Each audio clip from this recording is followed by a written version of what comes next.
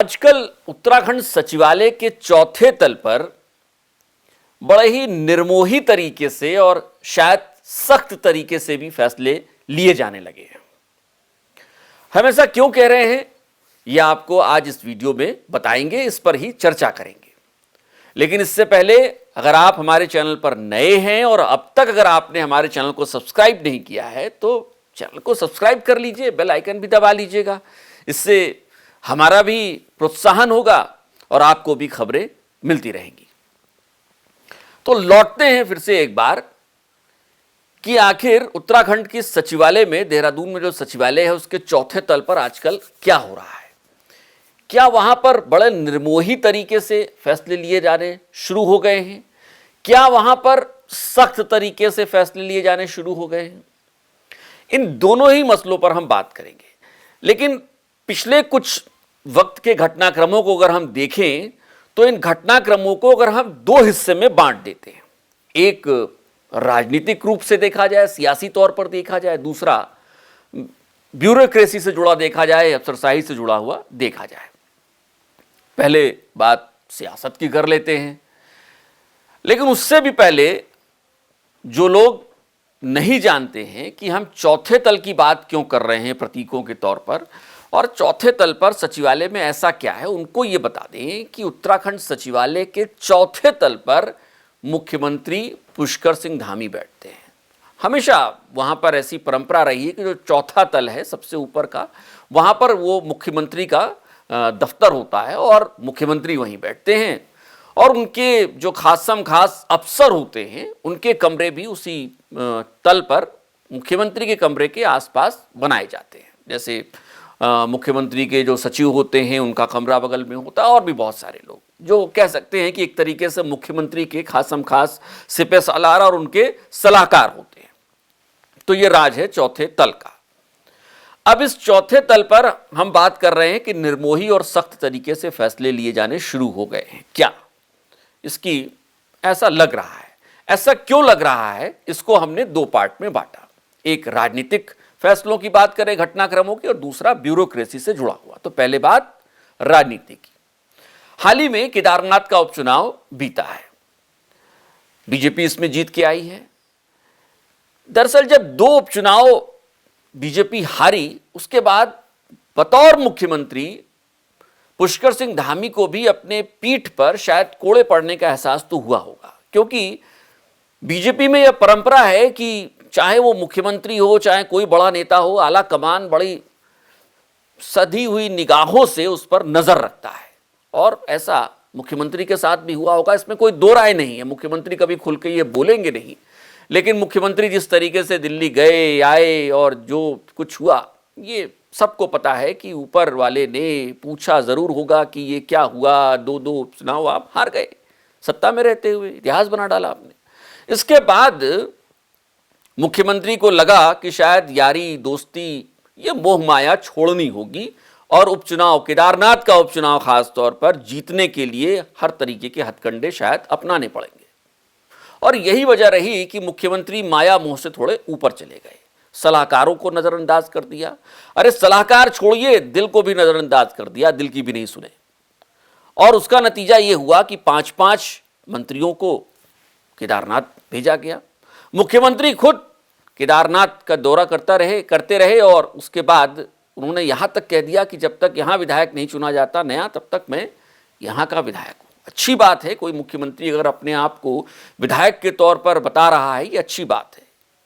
लेकिन इससे एक सख्त संदेश गया। किसको गया?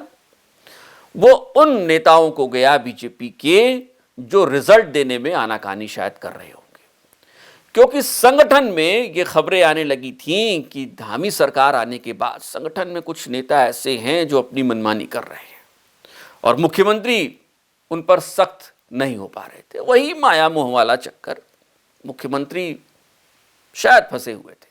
लेकिन जब मुख्यमंत्री ने दिल को भी नकारा और माया मोह को भी नकारा, इससे ऊपर गए, तो रिजल्ट उनको मिल गया। केदारनाथ सीट जीत कर आए हैं और पीठ तो थपथपा ही दी गई होगी अब तक, इसमें कोई दो राय नहीं है। तो इसे एक हिस्सा ये आप समझिए कि राजनीति वाला हिस्सा ये है। अब जरा इसका राजनीति का एक हिस्सा और भी है, वो आपको वीडियो में आगे बताएंगे। लेकिन अब जरा ब्यूरोक्रेसी वाले मसले पर चलते हैं। ब्यूरोक्रेसी में भी बड़ा माया मोह से ऊपर वाला फैसला हो रहा है आजकल। क्यों, समझिए। अभी हाल ही में उत्तराखंड के डीजीपी बदल दिए गए हैं। अब उत्तराखंड के डीजीपी बदले गए, कार्यवाहक डीजीपी के तौर पर अभिनव कुमार थे, उनको बदल दिया गया। यह फैसला लेना आसान काम नहीं था।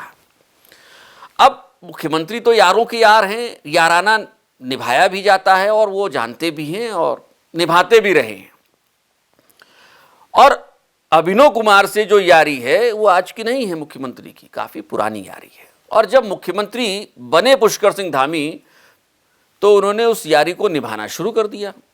और हुआ ये कि जब पहले कार्यकाल में मुख्यमंत्री बने पुष्कर सिंह धामी तो अभिनव कुमार को इतना करीब ले आए कि वो नज़दीकियां सबको आंखों में खटकने लगी। अगर आपको याद हो तो मुख्यमंत्री ने उनको चौथे तल पर अपने बगल में बैठा लिया था, बेहद करीबी सलाहकार के तौर पर होते थे। यहाँ तक कि कई बड़े विभाग में से सूचना जैसा जो विभाग है उसका भी कमान जो है वो अभिनव कुमार के हाथ में दे दी गई थी। थोड़ा और आगे बढ़े, उसके बाद कार्यवाहक डीजीपी के तौर पर उनको हाथ में कमान दे दी गई, पुलिस की भी, कि आप कार्यवाहक डीजीपी रहिए। और मुख्यमंत्री ने, पुष्कर सिंह धामी ने पूरी कोशिश की कि जो उत्तर प्रदेश वाला हिसाब किताब है, वो योगी जी वाला जिसमें कार्यवाहक डीजीपी सालों से चल रहे हैं, वही हिसाब किताब यहाँ पर भी लेके आए। और वो उसमें काफ़ी हद तक सफल भी रहे, लेकिन ये चला नहीं। अब मुख्यमंत्री ने ये क्यों किया, ये भी समझ लीजिए। वही माया मोह का चक्कर, वही यारी दोस्ती वाला चक्कर। लेकिन जब आला कमान ने शायद समझाया कि भैया अब आप मुख्यमंत्री हैं, यारी निभाना ठीक है, लेकिन जब आप मुख्यमंत्री बन जाते हैं तो यारी ऐसी निभाइए जो दिखाई तो न दे कम से कम। तो शायद मुख्यमंत्री को यह बात समझ में आई और उसके बाद देखिए अभिनव कुमार को कार्यवाहक डीजीपी से हटाकर एडीजी जेल बनाकर भेजा गया और नियमों के तहत दीपम सेठ की तैनाती डीजीपी के पद पर की गई। यहां भी माया मोह से ऊपर आए मुख्यमंत्री और यारी तो निभाई थी और न जाने आगे कैसे निभाएंगे ये अब उनको तय करना है। लेकिन एक बात तो तय है कि फिलहाल दिल की बात को भी यहां पर मुख्यमंत्री ने थोड़ा बहुत तो नकारा ही है। और अब मुख्यमंत्री धीरे धीरे सख्त और निर्मोही होते जा रहे हैं, जिसका जिक्र हम पहले कर रहे थे। अब इसके बाद एक और घटनाक्रम आपको बताते हैं। वो क्या घटनाक्रम है? पिछले कुछ 2 दिनों से अफसरों के तबादले हो रहे हैं और जो हमारे पास खबर है वो ये है, और उसकी नज़ीर दिखने भी लगी है। आज जब हम ये वीडियो रिकॉर्ड कर रहे हैं उसके पहले ये नज़ीर दिख भी गई है कि कुछ ऐसे अफसर हैं जो पिछले काफ़ी दिनों से सचिवालय और देहरादून के इर्द गिर्द ही बैठे हुए थे, अब उनको भी थोड़ा थोड़ा दूर किया जा रहा है। यानी यहाँ भी माया मोह से थोड़ा सा दूर हो रहे हैं मुख्यमंत्री, और इसकी शुरुआत हो गई है। और आने वाले कुछ दिनों में ऐसा होगा कि कुछ जो बड़े मठाधीश हैं ब्यूरोक्रेसी के, वो भी फील्ड में तैनात किए जाएंगे। ये खबरें हैं। हो सकता है कि हम आने वाले दिनों में इस पर वीडियो बनाएं और आपको बताएं कि देखिए हमने जो कहा था वो हुआ है। वैसे इसकी शुरुआत हो भी गई है।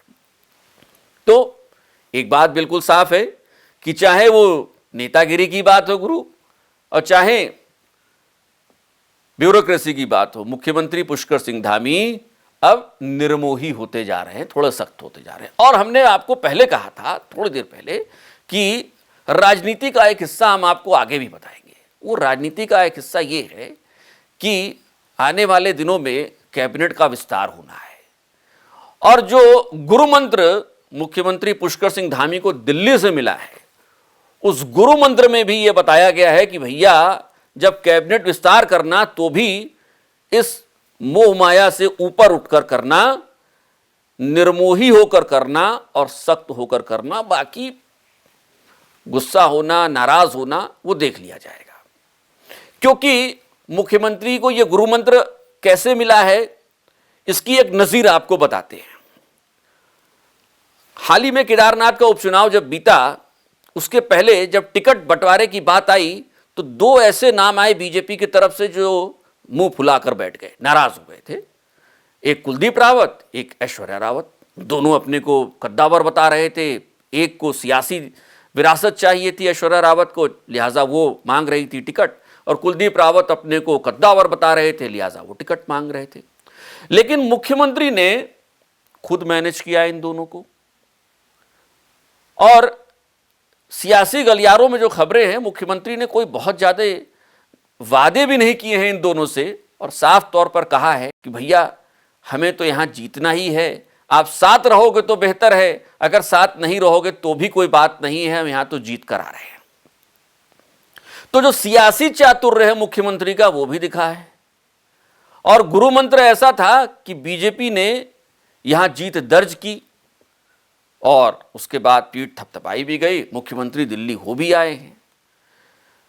तो यानी आने वाले कैबिनेट विस्तार में भी मुख्यमंत्री अगर इसी तरीके से निर्मोही बने रहे तो जो लोग मुख्यमंत्री आवास और मुख्यमंत्री दफ्तर के इर्द गिर्द घूम रहे हैं ना भैया, उनकी भी दाल फिलहाल गलने वाली नहीं है, क्योंकि रिजल्ट मांगा जाएगा और जो रिजल्ट दे पाएगा उसी की अर्जी आगे बढ़ेगी, उसी की पर्ची निकलने वाली है।